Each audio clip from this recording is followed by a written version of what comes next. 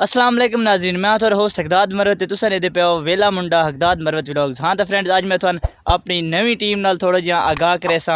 ये मेरे पीछे करें मिस्टर अबड़ी ते नाल खलेन वजीर ते ये मेरे छोटे शंटू ते ये उम्मी गुलाम मोहम्मद, इसनों असा फकीरू दा लकब दिता है।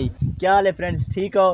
एक नवी वीडियो बनाने की कोशिश की थी। क्या वीडियो की जगह बड़ी है को ना उका बड़ी चाहता ही असा तो बड़े खुश हाँ। आज पहली बार कैमरा डिठा से सामने कैमरे दे थाया दे दे पे बस खुशी तो बंदे ने पैदा थी मनी ए बंदा जो देदा पेंदा रंग ही तब्दील थी गए, खुशी तो तै कैमरे दे सामने आ गए।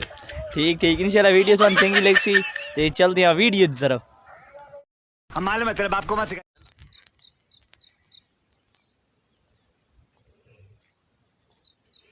कास एक कोना ना पियो, ये बंदा द नवा कुड़े द पिया इलाके च।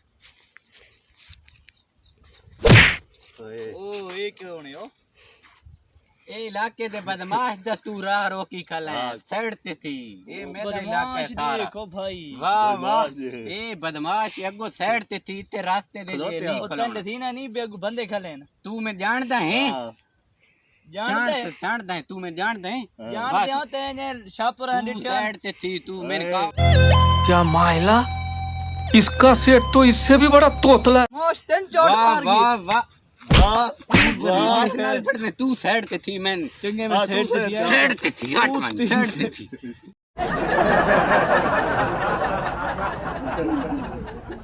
इनसे मेरा कर तू जानदा नहीं मैनू मैं तू कर तू ये बदमाश के लाके ना बदमाश हां तू बड़ा खलो मैं हां हूं तू कर बदमाश वाला है मरी चोट अरे तू बंदे पर बदमाश ना ले तू दे दा पे मैं एक टूंडी रखा चा इलाके दे ना बंदे पता जना चलो खैर कोई गल नहीं, आज तू बच गए मेरे बच गया। गुस्सा नहीं आना पे नहीं तो मैं तेरे से टोटे कर छोड़ तेरी बदमाश नु मार गए तू।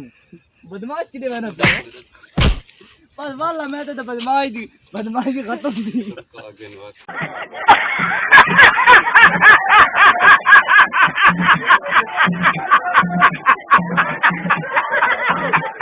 केड़ा बिल्ला बदमाश जानवर ने हो?